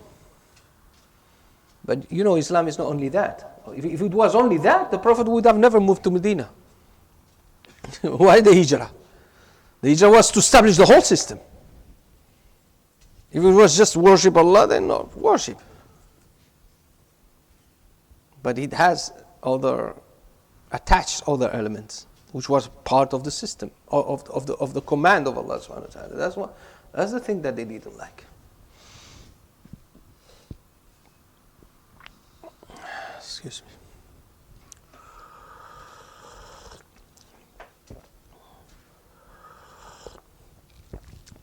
قالوا طائركم معكم أئن ذكرتم بل أنتم قوم مسرفون.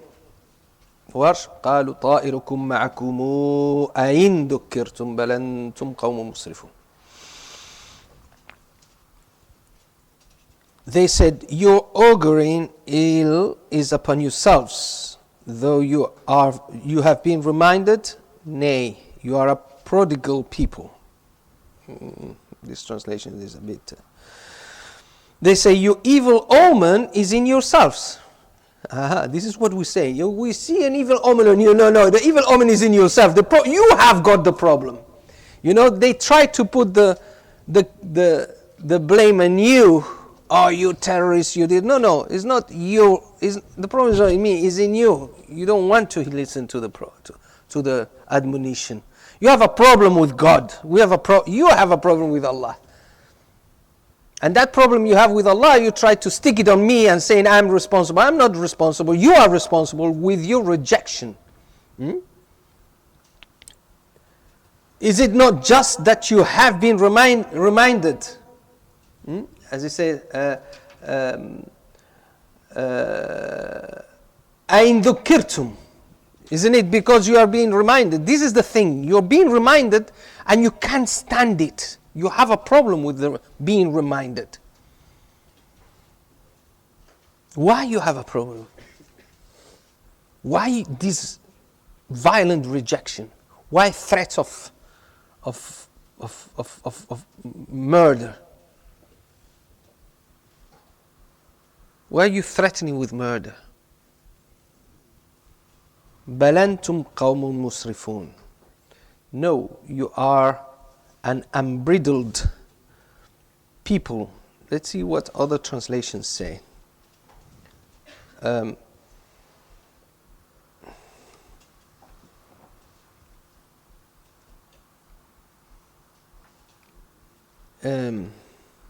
are people transgressing all bounds. Transgressing people. Prodigal people. Meaning أنتم قوم مسرفون,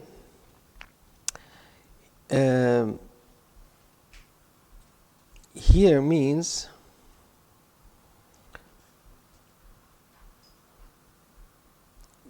you go beyond the limits in your acts of disobedience and your criminality. It also has a connotation with spending in what has no benefit. And giving all this money for things that are not has no real benefit for humanity and human beings, which is the nature of the kuffar. When you see how much money goes into entertainment and the entertainment industry and the show business and all these sports which are just to keep the people distracted from their reality, that israf. So the israf can be in the sense of prodigal, meaning spending a lot, or it can be in the sense of extravagance, also the extravagance, as it's translated, or it can be transgressing, going beyond the limits. Because it's of the nature of those who reject the messenger, it goes together. They're not saints. They're meaning in the sense that they don't have good behavior. They don't behave with humanity, with willing well to other human beings. That's their nature.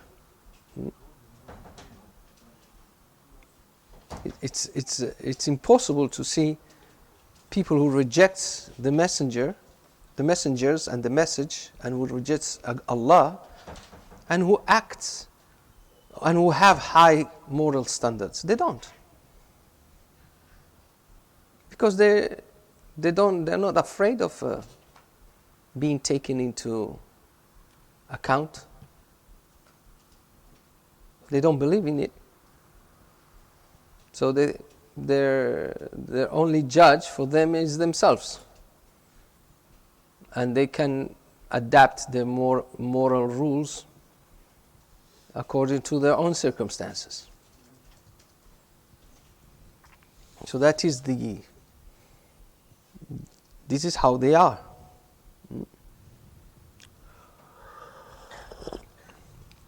Transgressors. Do you see rejectors of the messengers and atheists feeding people?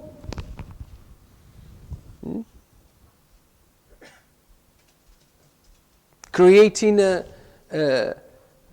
hospitals and financing this for needy people?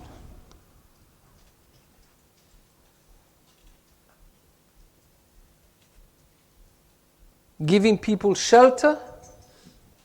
If you see them, they will probably be Christians or,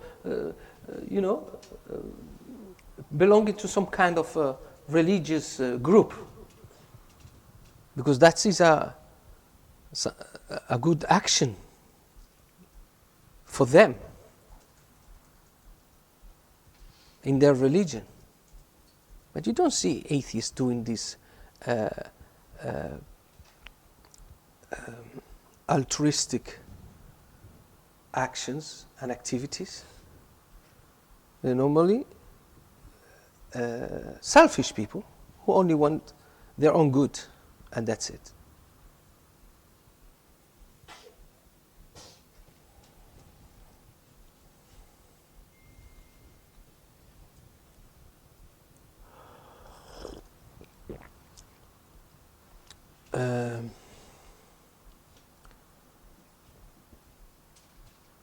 Yeah, it's a good moment to stop. وَجَاءَ مِنْ أَقْصَى الْمَدِينَةِ. So we'll stop, and the next ayah will be number 20, inshallah.